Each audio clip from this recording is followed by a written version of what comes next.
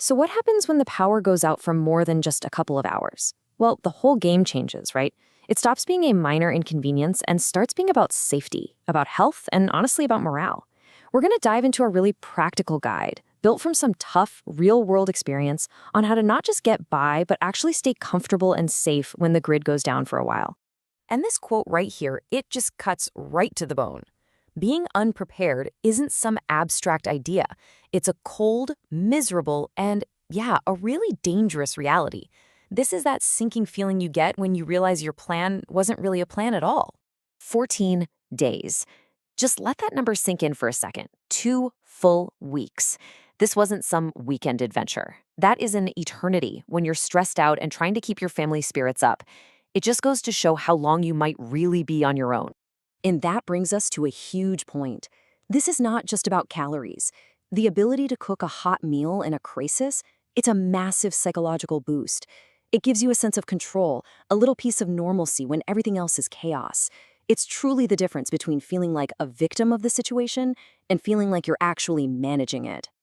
And you can see how quickly things can go downhill on this timeline. Day 1, it's kind of an adventure, right? The kids are excited, but it unravels fast. By day 3, the stress is real. Day 5, you're hitting desperation. A simple warm breakfast can literally stop that downward spiral in its tracks and reset your family's entire mindset. Okay, so let's shift gears. Because beyond just morale, there's a threat that, believe it or not, harms more people in the aftermath of a storm than the storm itself. It's silent, it's invisible, and it comes from people trying to solve the very problems we're talking about, like cooking and heating. And that is carbon monoxide. CO. Anytime you burn a fuel, doesn't matter if it's propane, charcoal, gasoline, it creates this gas. And the terrifying part is you can't see it. You can't smell it. It just quietly replaces the oxygen in your blood. And one of the first symptoms is confusion, which happens right before you pass out. And look at how it happens. These aren't stupid mistakes. They're desperate ones. You're freezing, so you think, I'll just bring the charcoal grill inside for a bit. You need power, so you run the generator in the garage with the door cracked. These seem like logical solutions in the moment, but they can be fatal errors. And please, don't think for a second this is a rare thing. Every single major storm, every major winter outage, dozens of people die from CO poisoning.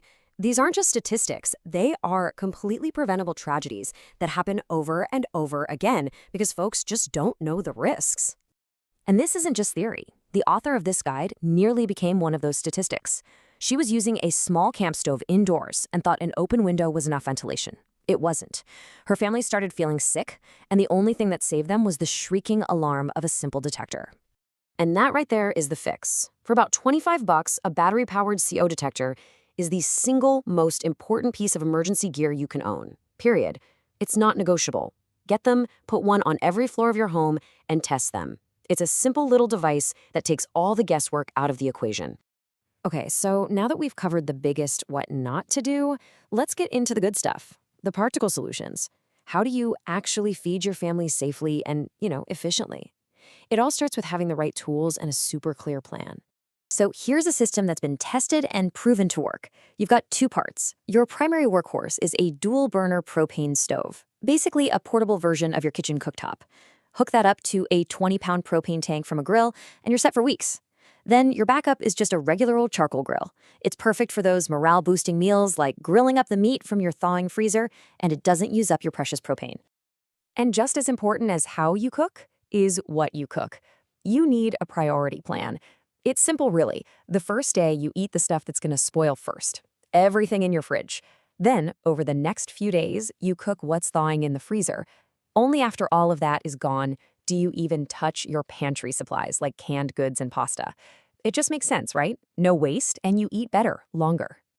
All right, there's one more critical system that we all depend on that can fail in a disaster, and it's the one nobody wants to talk about: sanitation. I mean, what happens when the water stops running and the sewers don't work? It's not just an inconvenience, it becomes a massive health hazard fast. So let me just ask you point blank. Power is out, water's off. What happens when you flush the toilet? The answer is nothing. Or even worse, it backs up. And suddenly you have a really serious problem inside your home that you have to solve immediately to keep your family from getting sick. And believe it or not, the solution is right here. It's simple, it's cheap, and it is incredibly effective. It's called the twin bucket system, and you can build this whole thing with a quick trip to any hardware store. So why does this work so well? It's based on one simple scientific idea, the no-mix principle. You keep the liquids and the solids separate. See, urine has all the volume, but it's mostly sterile. Feces, on the other hand, has the dangerous germs, but very little volume. By never letting them mix, you almost completely eliminate the odor and make the waste so much easier and safer to handle. It's kind of genius. And here's how easy it is to do. You get 2 buckets, and you label them clearly. One is just for urine. The other one you line with a tough garbage bag. That's for solid waste. After each time you use that second bucket, you just toss in a scoop of some kind of carbon material, like sawdust, pet bedding, or even shredded paper. This dries everything out, kills the smell, and keeps pests away. That's the whole system. Okay, I know that was a lot. We went from morale and cooking to silent killers at emergency toilets. So let's pull all of this together into a clear, actionable plan that can take you from just worrying about this stuff to actually being ready for it. First, let's just hammer home these critical mistakes one more time. Bringing a grill inside? Never. Not having a CO detector? You're flying blind. Only having one way to cook? You're setting yourself up for failure. And forgetting sanitation?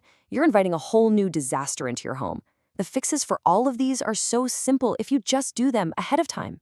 So here it is, your first steps shopping list. You need that propane stove and the adapter for a big tank. You absolutely need those CO detectors. Grab 2 5-gallon buckets and some heavy-duty trash bags. Get a bag of wood shavings or pet bedding, and of course, start storing water. With just these items, you've covered your 3 biggest lifelines: cooking, safety, and sanitation. So what does all this peace of mind cost? You're probably looking at around $500 for a really solid system that can get a family through a month-long outage. But when you think about it, that's not really a cost. It's a one-time investment in your family's safety, their comfort, and their health. So I'll leave you with this one last thought. The next time the lights go out, and they stay out, is your family going to be huddled in the dark, eating cold soup and taking unnecessary risks? Or are they going to be safe, well-fed, and comfortable, managing this situation with confidence? You know, the choice really is up to you, and it's a choice you make right now.